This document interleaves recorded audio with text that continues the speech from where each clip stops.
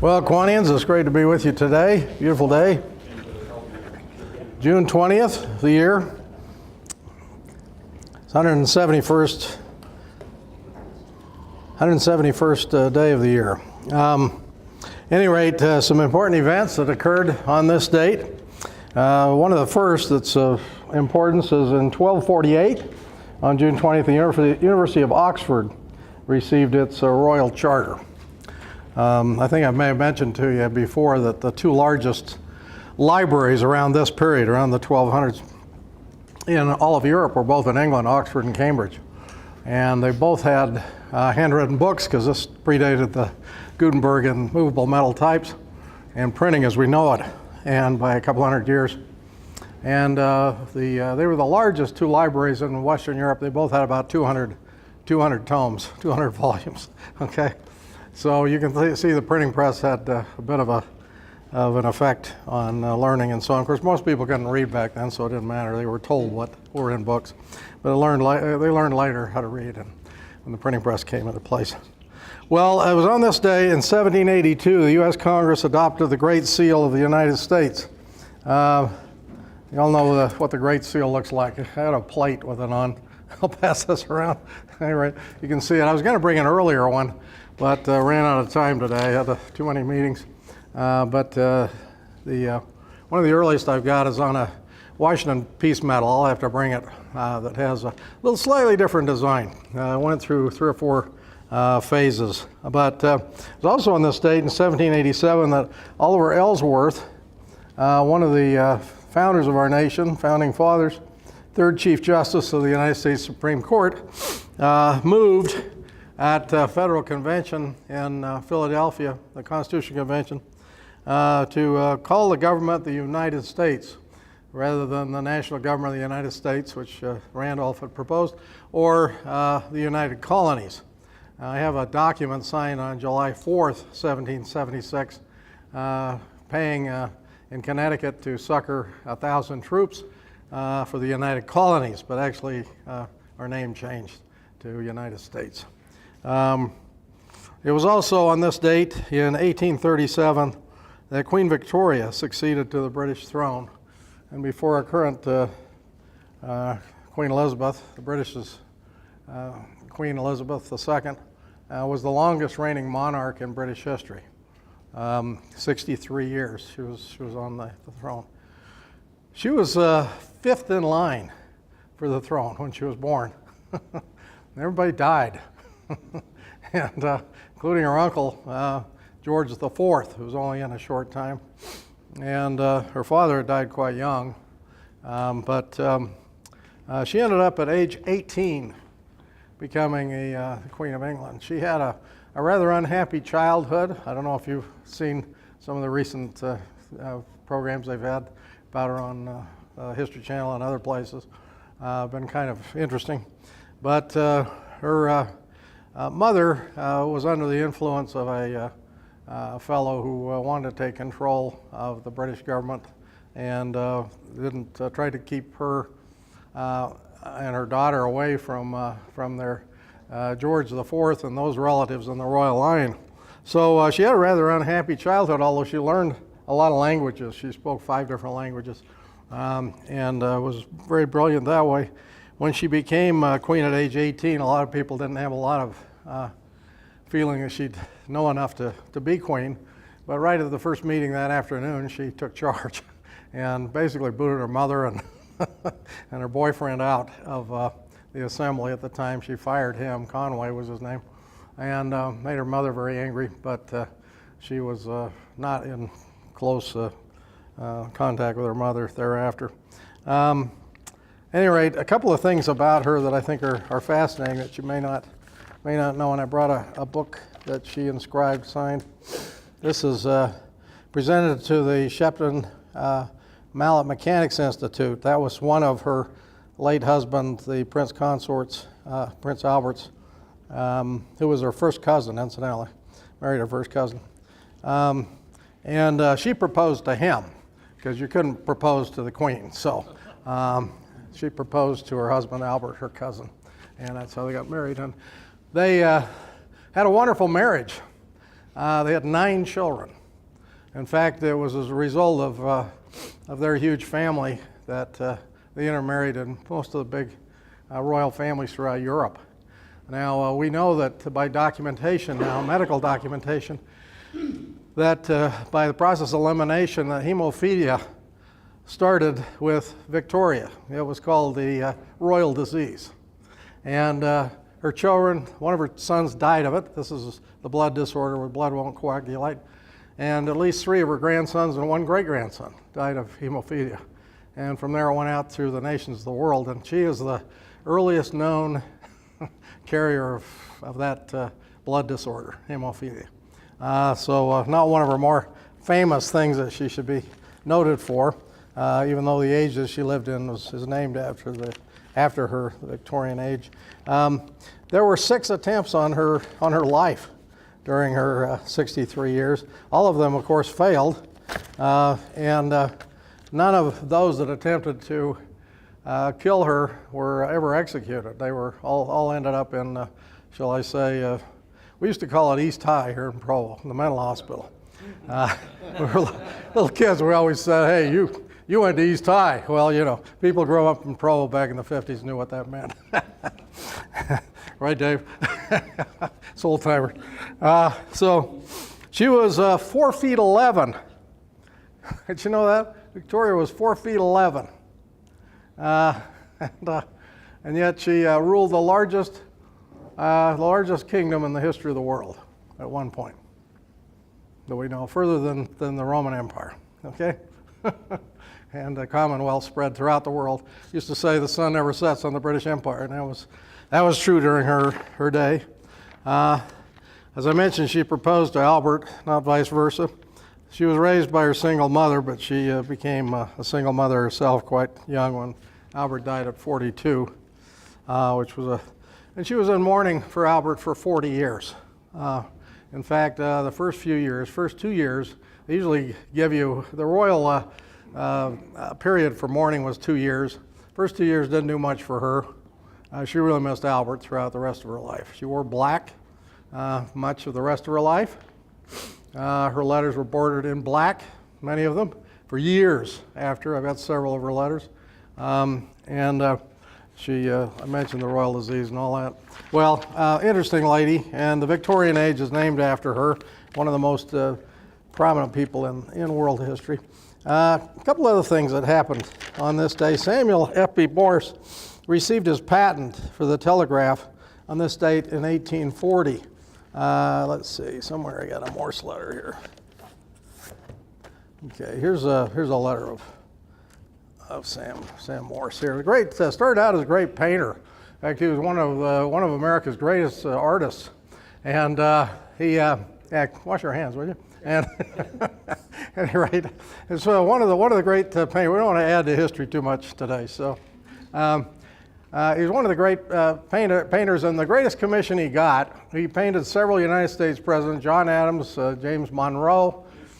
These were federal commissions to do it. He did several of the paintings that are in the U.S. Capitol building and so on. Considered one of the greatest American artists, and was given finally in 1824 when they were trying to celebrate the anniversary coming up in 1826 of the 50th anniversary of the Declaration of Independence.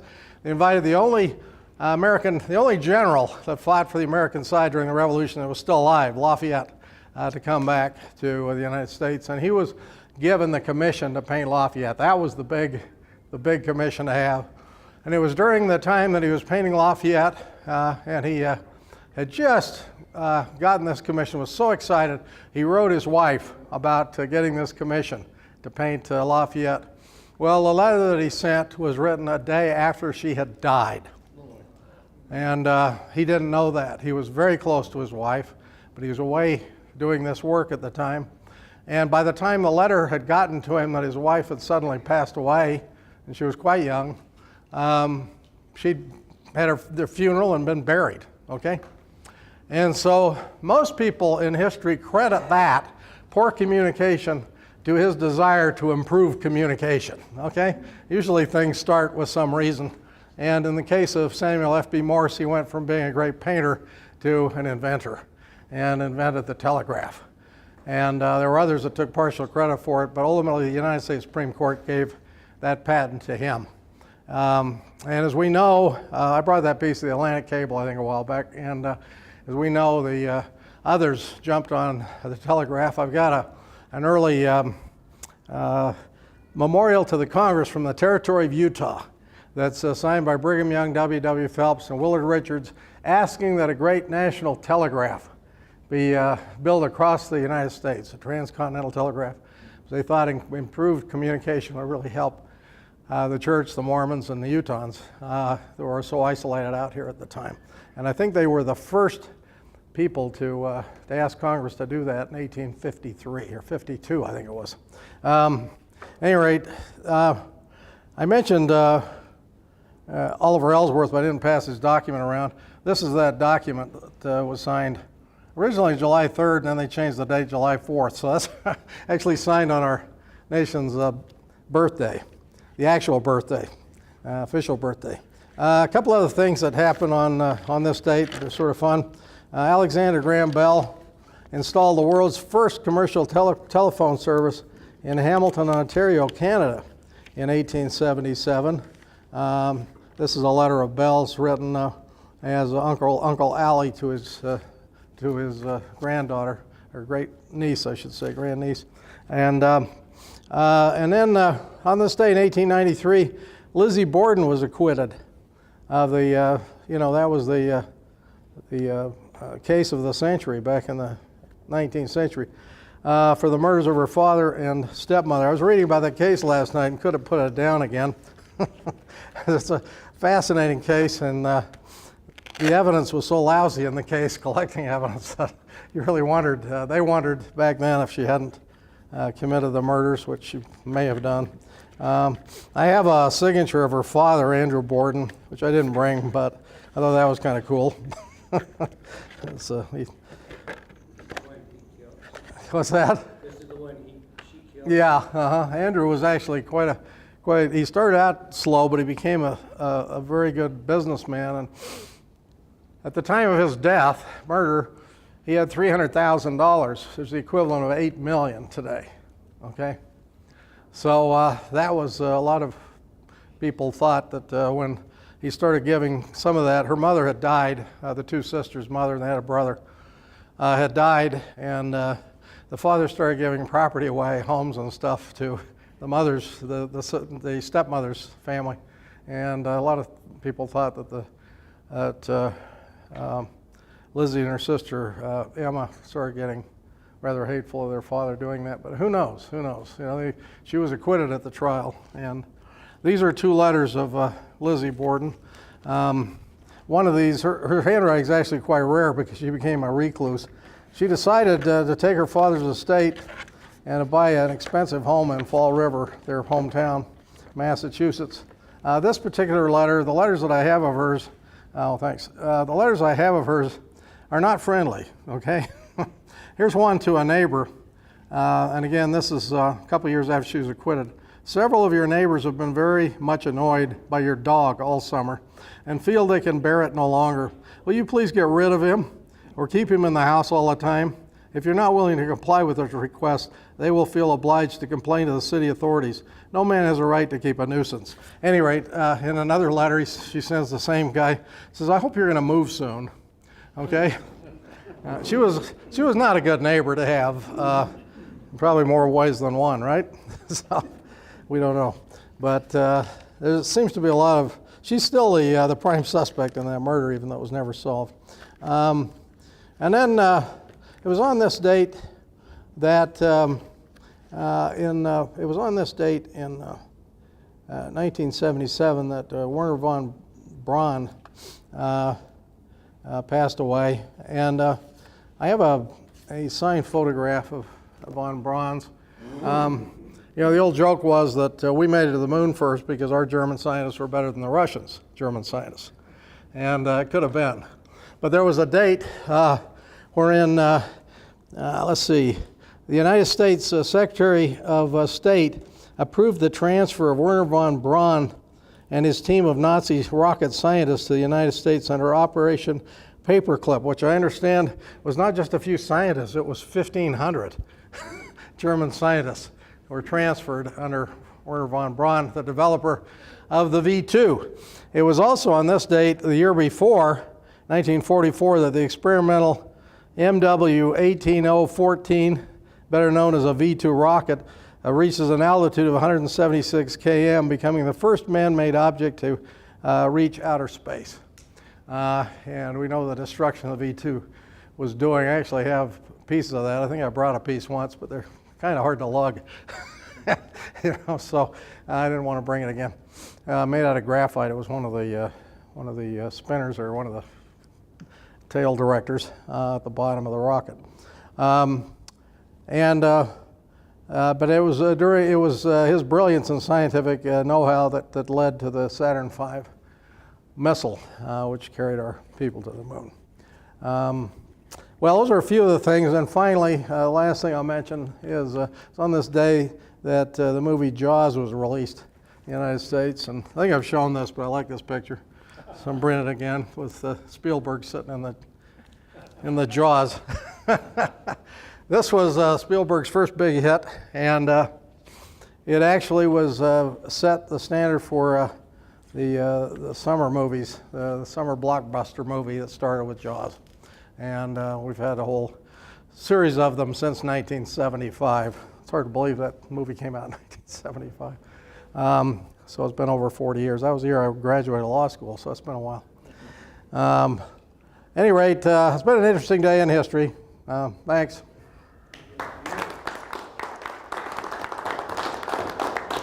Okay, well, thank you. You guys are a famous group, I'll tell you that. When I was a sixth grade teacher, it was the Kiwanis Club that came and recognized our Hope of America students. Never have I felt more pressure in my life than when two mothers came to me both saying their son deserved the recognition and I'd better pick their son. That was a tricky dilemma for me as a teacher. So obviously I picked only one, and the other family has never spoken to me since. Oh well, you have to make decisions in life, huh? Anyway, then as a principal of an elementary school, it was great to work with the Kiwanis. I can remember some of the great people of the community who helped in terms of making our school better and caring about students. So I go way back and take my hat off to all of you for being a part of it and contribute to the community. I suspect that you participate because you're interested in improvement, right? And that notion of improvement is what we're all about. But it's personal improvement and community improvement, and that's really seems to be an interesting word for this group, because I know over the years you've done a lot to improve what happens in our community and in our world. So thank you. I am really interested in just sharing with you a little bit about this partnership business that we have, because I spent most of my career in the public school system as an administrator and a teacher. And so when the opportunity came to go to BYU, I retired after 36 years in public education. Well, I discovered that it's pretty different at BYU than it is in the school system. The reward system is dramatically different. For example, at BYU, it's a research institution and a teaching institution, but you better have your research in place if you want to keep teaching, right? Are some of you BYU professors around? Anyway, research is what drives continuing faculty status at the university. And to be able to say, I have tenure at Brigham Young University, you have continuing faculty status, that means that you have published a lot of research in your field. And you have to have 3 sections of that to continue at BYU. You have to have research, you have to have good teaching, and you have to have community service. So those are the elements that BYU uses to judge people on saying, can we keep them here at the university? Well, that pressure to research is really different than it is in the field I was in practice. I was always worried about making sure kids were learning and making sure we improved teacher knowledge and skills. And so the job that I ended up with here at the university is the director of a center that focuses on improvement. In fact, the I in CITES is improvement. Center for the Improvement of Teacher Education and Schooling. How do we get better at being schools, and how do universities get better? How does BYU get better in preparing teachers? There's a lot of important work that goes on in preparing teachers to be good teachers. And it isn't just sitting in a classroom, it's working inside of a classroom too. So if I want to be a 5th grade teacher, I need to take a certain number of general education courses like everyone else, and religion courses at BYU. And I need to take courses in my content field or my area, so I know how to teach reading or know how to teach math. And then I need to learn how to teach it, that pedagogy piece. What does it mean to be able to have an adequate discipline plan for students? And how do I control my classroom so that if a principal walks in, my kids aren't beating me up or going crazy or whatever else, you see. So those are big issues we deal with in practice, huh? Trying to say we need this really terrific blend. Well, in 1984, the Dean of the College of Education at BYU is Dean Curtis Van Alphen. And he was reading some amazing literature coming out of a professor, the Dean of the college at UCLA. His name was John Goodlad. And he was reading John Goodlad's work that basically encompassed decades of research on how schools work and what makes schools good. And he realized that with Goodlad retiring, maybe he could get him to come to BYU and spend some time as a professor at BYU.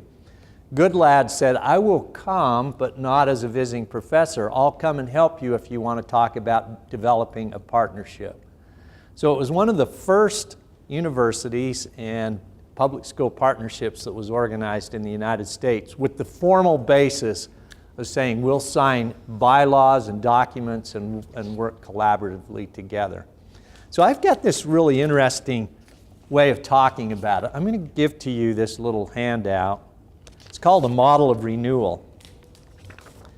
And it's based on the concept of symbiosis. Symbiosis is understanding that disparate agencies or entities who have different goals can find some mutual benefit by working together with each other.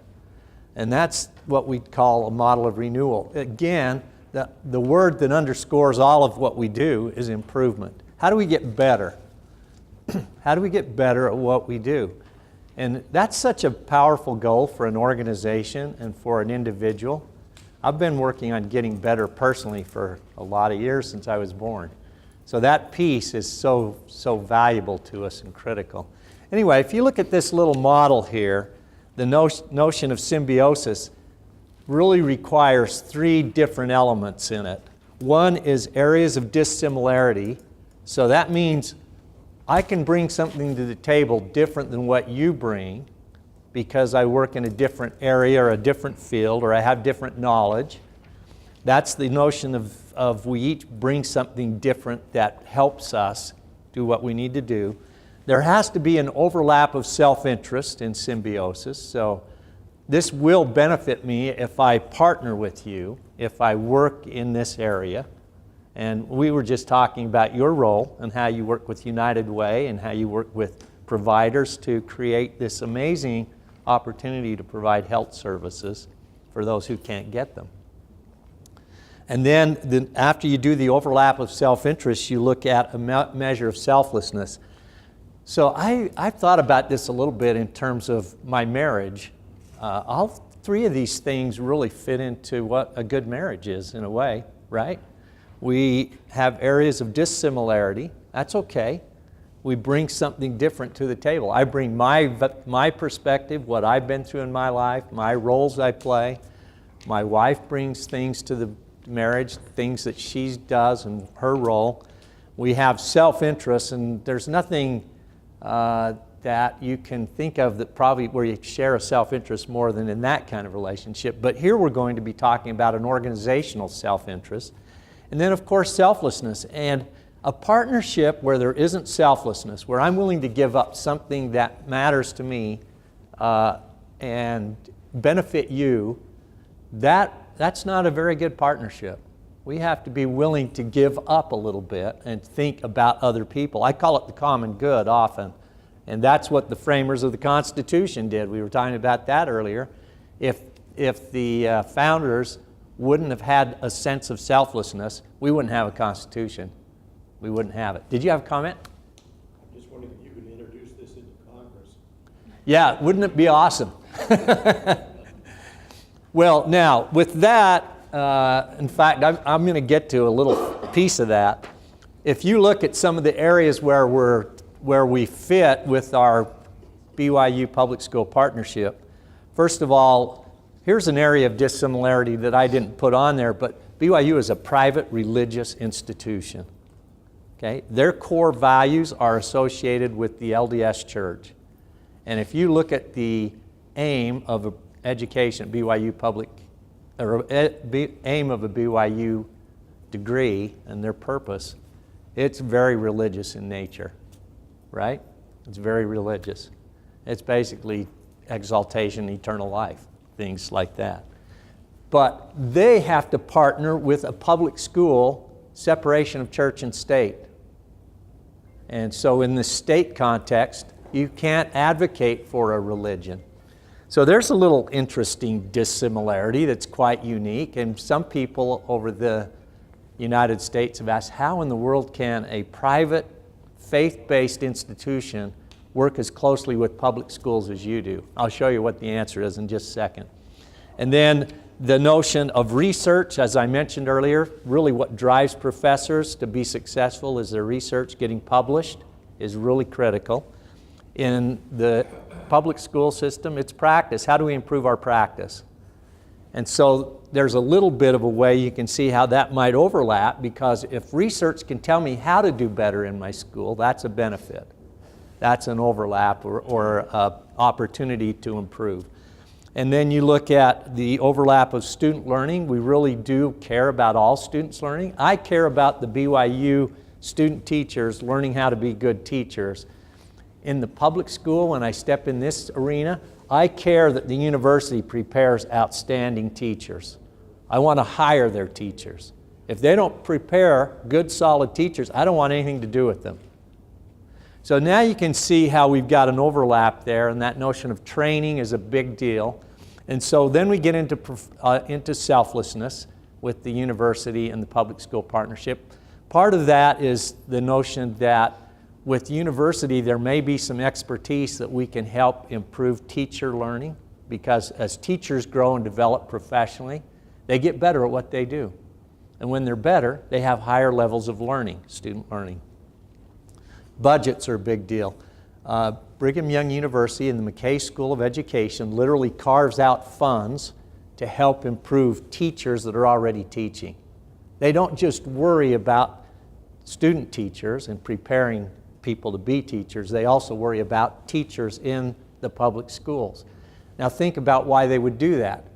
If I can send a student teacher to a master teacher in the public school who has great skills and great knowledge, I'm going to get a better result or a better outcome with that student teacher in that kind of context. So there are funds that are allocated through the university to help that. The public schools allocate funds to support things like research and do programmatic improvements. And so there's budgets, there's a lot of collaboration.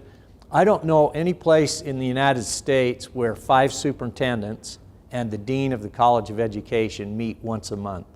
But that happens in our partnership. I go to national conferences and present that, and I get people all over in teacher training going, we don't get how you can do that. Superintendents want nothing to do with us. They say, that's your job to train teachers. Our job's to hire them and then fix them. that kind of stuff. So the notion of collaboration and the work we do collectively, Alex has sat on what we call a Professional Development Coordinating Council, which brings the 5 school district leaders of curriculum and design together with some of the key university professors who focus on design and other strategies. And in that collaboration, we really improve what we do in terms of preparing teachers. And then, of course, we do have an interest in research at the practice level so that we can improve what we do. So that is our model of renewal. And renewal, I love that word. You will read in the paper the word reform all the time. Well, we've talked about growing up in the 50s. Reform was a terrible word because that's where you could go to reform school if you were a naughty boy. And I have heard that offered to me in the past. But the reform typically is somebody else who mandates you change. I want you to change and you better do it, and this is why. Renewal is more internal. It sparks a personal commitment to get better on your own. And so we value that word renewal over reform as we work within our partnership. I'm just going to pass this out to you real quickly because one of the reasons we've been successful is we have a shared vision and we have shared beliefs and commitments. I don't have time to go over those today, but I do want to just point out one of our commitments that we share because I think this is really critical to you. When you get this in the blue section, this is a commitment that says civic preparation and engagement. The partnership prepares educators who model and teach the knowledge, skills, and dispositions required for civic virtue and engagement in our society. So we have a shared commitment to believe that schools are really vehicles to create a civically minded and civically virtuous student graduating from high school who wants to contribute to society. We share that role, and that's one of the things that helps us stay solid in our work as a partnership. So you can see we have a mission and a vision, or our belief statements that we connect, and our commitments, and that's how we manage to be a private faith-based institution working with a public school system where they have to be cognizant of the separation of church and state. So how do we do things within the partnership? I just thought I'd tell you a few of the things that we really focus on in this.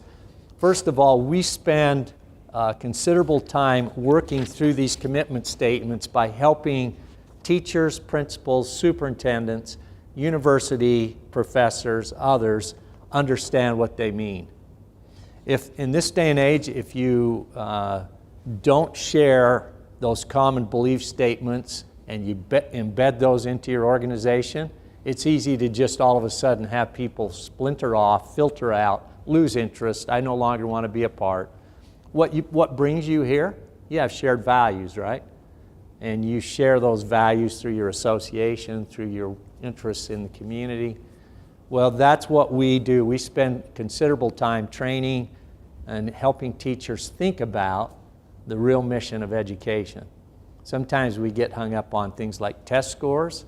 Well, the truth is there's so much more than that. That's a little piece of helping a teacher understand where a student's at, but we deal a lot with that.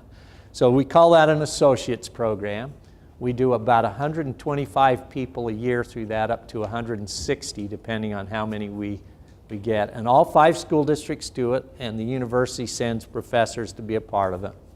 And we have a great experience with that. Alex is a facilitator of the associates program for Provo School District. He teaches those 5 commitments over a 10-day section of time scattered through the year. And it's marvelous, isn't it, Alex? It is amazing, especially when you get a veteran teacher that comes in and says, at the end, they're like, I didn't expect to come away with anything, and here I am. I'm renewed, I'm excited, I'm ready to go back into the classroom and teach for another 10 more years. Yeah. It's powerful. So that's one of the important roles that we have as a Center of Pedagogy, or the SITES program, is trying to continue to nurture those attitudes and values and beliefs. Make sure I quit on time, because people, is it 1 o'clock? Or when do you want me to quit? That's fine. Yeah. Okay, I'll shoot for that. We also have 3 sections within sites that we worry about. We have a research division, and we have an educational support division, and we have a professional development division. So maybe one of the easiest things for me to talk about is the professional development division.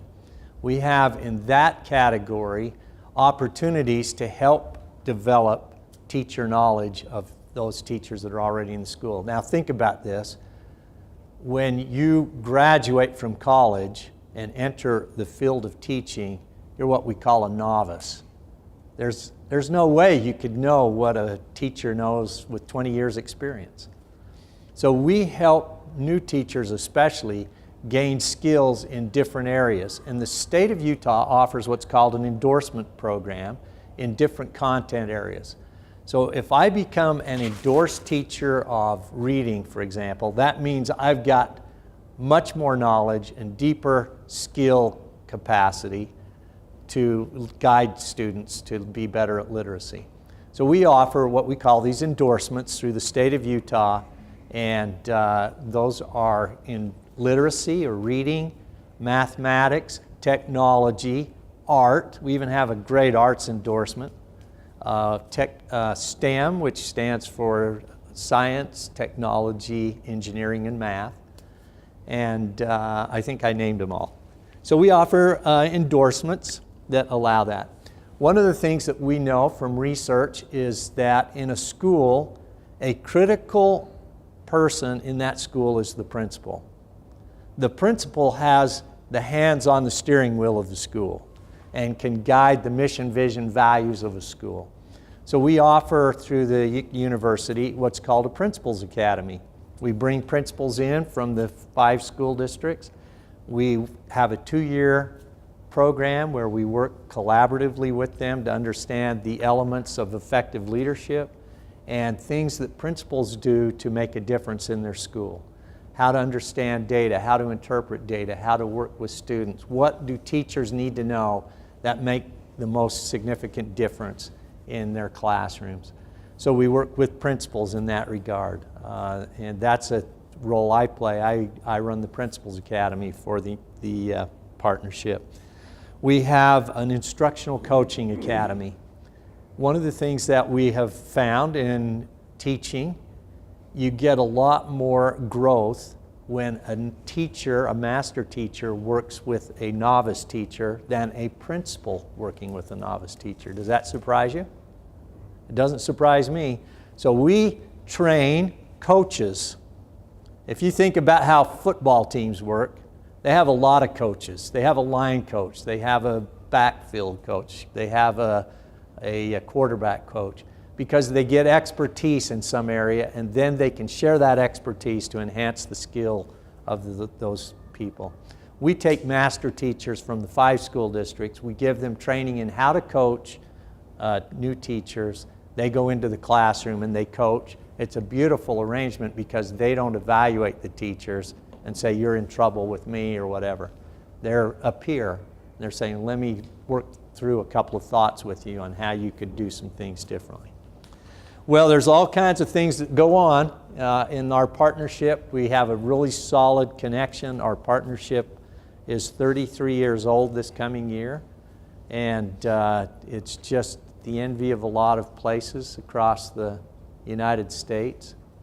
We have a accreditation process that we go through at the university, and the partnership is such a critical element of how we become accredited that we often have accreditors saying, I want to steal your model and take it back to where I work and where I go. So I know that we have something pretty good when people want to emulate and copy you.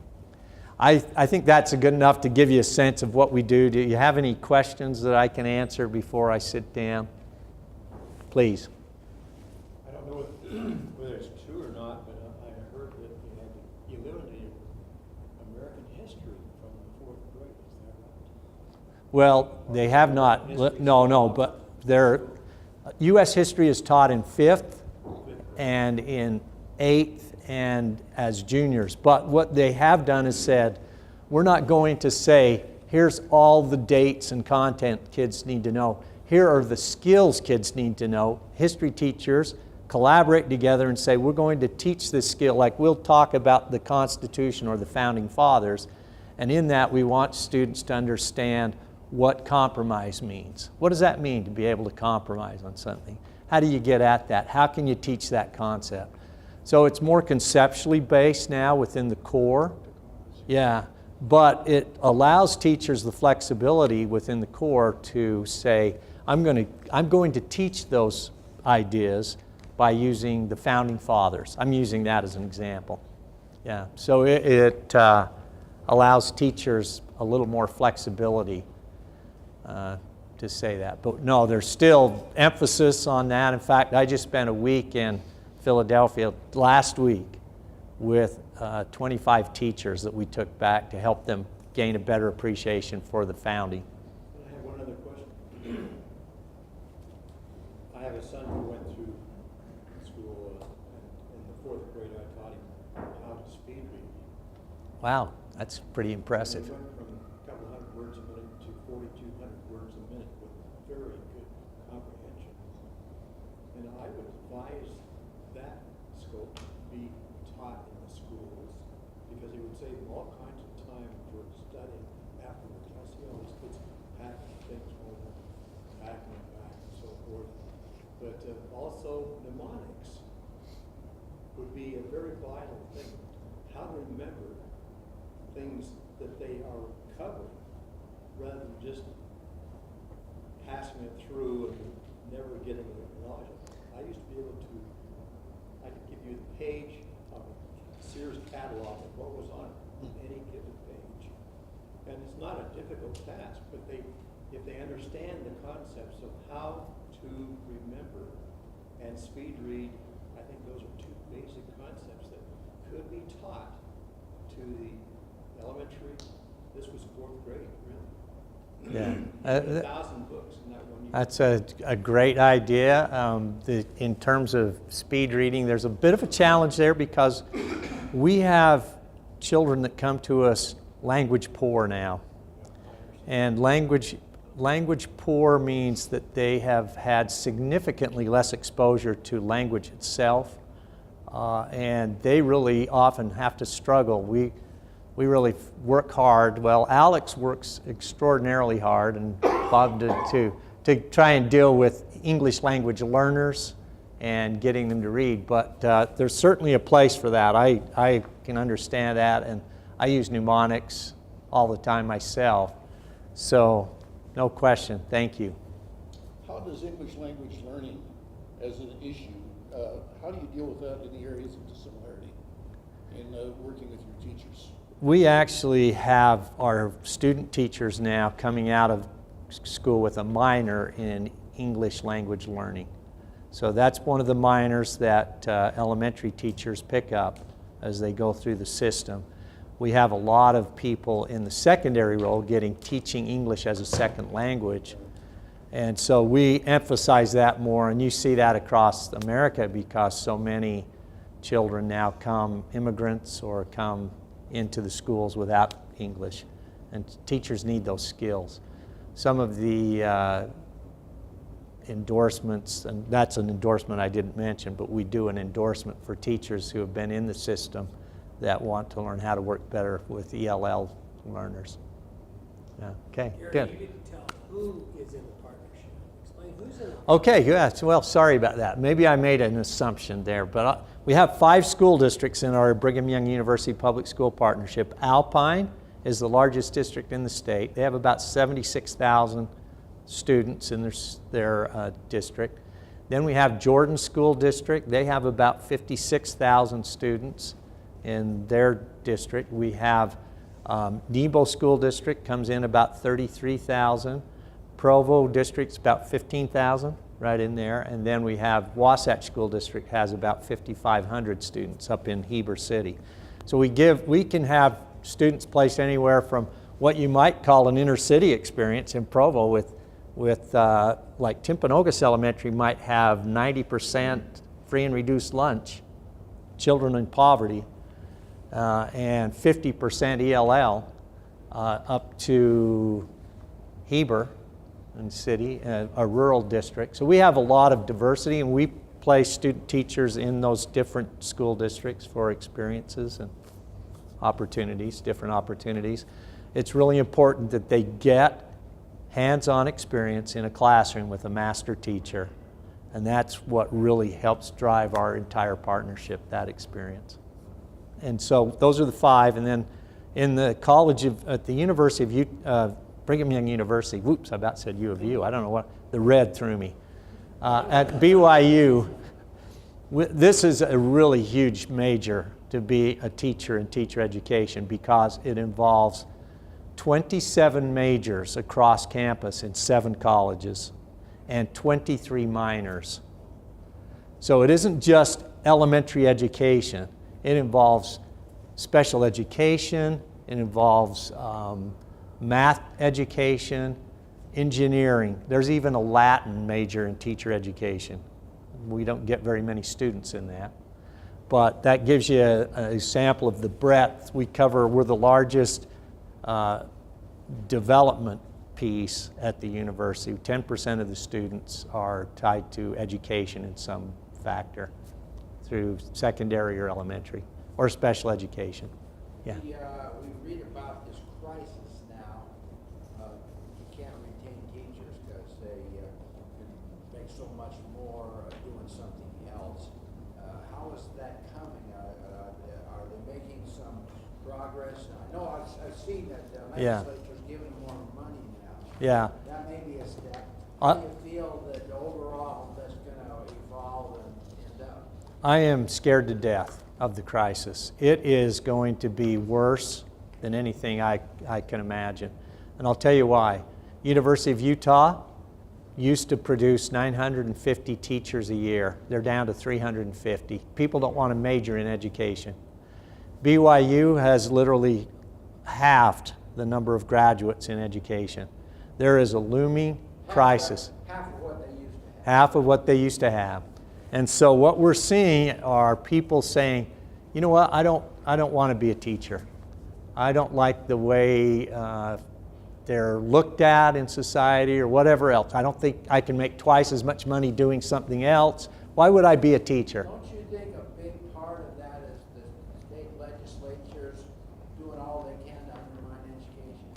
Well, we definitely have, you're getting me into some biases here, so I'm being careful. I mean, But here's an example.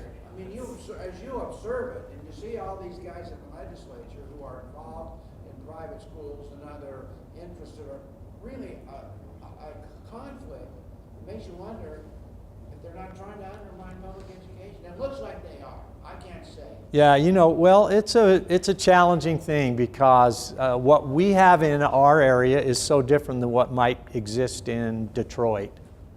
And Detroit has some real challenges with public schools, and so people are saying, how do we improve? What do we get better? It's a lot different than it is here. We face, well, let me ask you a question. If you are in a competitive market where you're competing, do you share your best ideas with others, or do you keep them to yourself if you're competing? And see, that's one of the challenges with the free market system in terms of education. We believe in collaboration. And what we've discovered through our partnership is with us having a common vision and common shared understanding of what works, we share every good idea we can, trying to build everybody. But if you create a competitive environment, now I've got to compete with you. I don't want you to be as good as me because I need the resources. I need to be better than you. So education functions much better in a collaborative environment than it does in a competitive. And what you're seeing is a mass creation of competitive environments. Mass creation. Is the teacher shortage an across-the-board thing throughout the whole country? It's throughout the United States. Specific to Utah? It's throughout the United States. Utah is very similar to what's happening across the United States. There are some programs like Teach for America. I don't know if you've heard of that. That's a program that will say someone else has a bachelor's degree. We'll get them in to do some student teaching and make them a teacher. What we've discovered with that as we look at the research is the staying power is horrendously poor. People say, I want to go do Teach for America and teach 1 or 2 years, and then I want to go do something else. It's a stopgap on their way to something else, as opposed to majoring in education and getting a degree in education. Those are people that tend to stay longer. So one of the challenges we're facing is not just getting people to major in education, but anybody who's eligible or working in education, getting them to stay. And that's not an easy thing. There is attrition, and the attrition is pretty challenging. So, dang it. I've seen a lot of retired folks who had a career, like you. I mean, you stayed in education, but have you seen a lot of, say, a guy who was working in city government, or he worked in the business environment. Have you seen, because of the shortage, have some of them migrated into teaching? Yeah, you know, I think we're probably to the point where we're trying to recruit. And I'll tell you what, I am like a missionary with teaching. I happen to work in an ecclesiastical role with young single adults. I spend almost every conversation with somebody saying, man, you'd be a good teacher. Have you thought about being a teacher? I could use a teacher like you, because people need to know that they have the talent and they could do it. And right now in the system, there's just a lot of angst about becoming a teacher. People just don't know that there's a benefit. I have a son who became a teacher. My youngest son is in his 2nd year of teaching. He said, Dad, I got to tell you something. I take crap for being a teacher. He says, all my friends say to me, you could be so much more. Why do you want to be a teacher? What are you thinking? You're smarter than that. It breaks my heart, but that's what he gets. And he says, you can't believe how many people tell me that. So we're dealing with some issues that are really deeply embedded within our society. And we've got to keep working our way through those. We've got to figure out how to get past that. I'm going way past, man. I'm very sensitive. If you need to leave, do you have like a closing, and then I could answer questions after? I just don't want to keep you all here frustrated. Do you think that the demeanor of these young people is changing to the extent that they're more and more challenging to teachers? My wife was a teacher, and she just backed up because it was, and this was in high school. Discipline problem of maintaining decorum. Well, I'll tell you what, this is my belief about that. Master teachers who know how to engage kids have no problem keeping them. But there are some times where you get a child or a student that just is, you know, they could be smoking marijuana and they could care less, or they're got their earbuds in and you're not going to teach me a thing, or whatever. So I can't say that that's just all teacher, but I do think if you can get kids hands-on and engaged and really excited about this content, they tend to deport themselves pretty well. It doesn't mean there aren't challenges. Man, I had one little guy, I had a 1st grader once when I was principal that tried to stab the teacher and me with a pencil. So he was flailing. I was pretty scared of that guy. And he was 6. Please.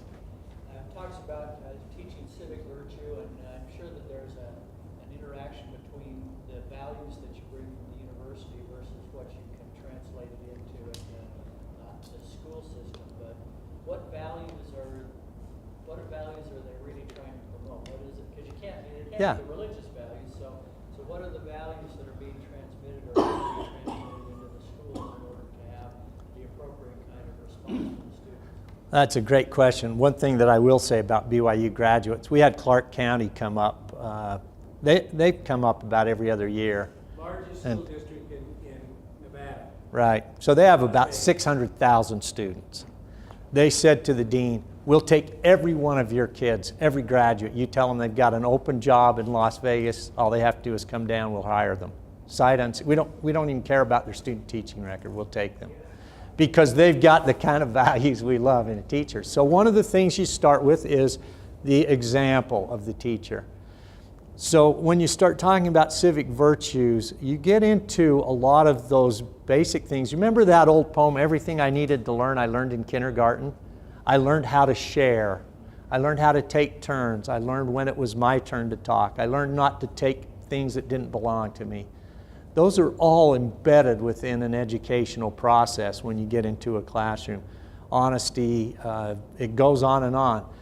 Many schools have adopted a specific curriculum. They'll say, okay, we're going to take honesty and we'll focus on that for a month and really help kids deeply think what it means to be an honest person and how we get that. Those are all totally fine to do in a public school.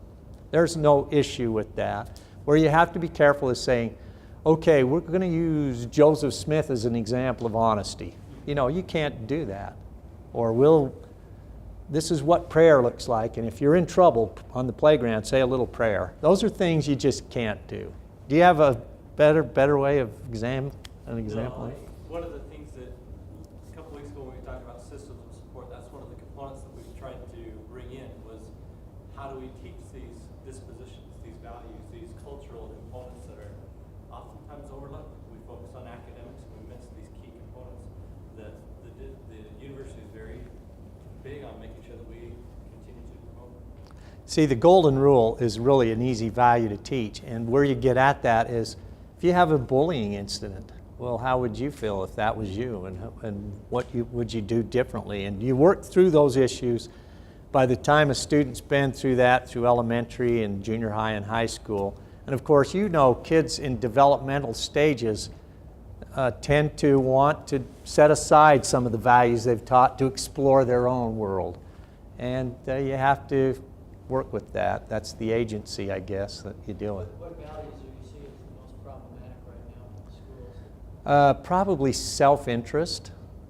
That might be one that I would say. You know, and frankly, there's a little bit of that in terms of just our society right now. We have to think about the common good a lot more, I think, and what that looks like and what that means. So that might be one. But you know what? I say self-interest because of the social media kind of thing, and I can just dial into my world, and that's all I care about is my world. I'm into this stuff. But anyway, those are the kinds of things that you see. Most kids, though, I can tell you, when I go into a school and walk through it, I'm more often than not impressed by the kids, impressed by them, thinking these are really good kids. And there's a lot of good that goes on in schools, a lot of good. There are some hard cases, though, that we deal with, and they're getting hard in terms of what do you do with them. How do you deal with them? Yeah, violence or whatever else. I've taken so much more time than you guys wanted, so I apologize, but what a treat for me. Thank you. It was fun to be with you.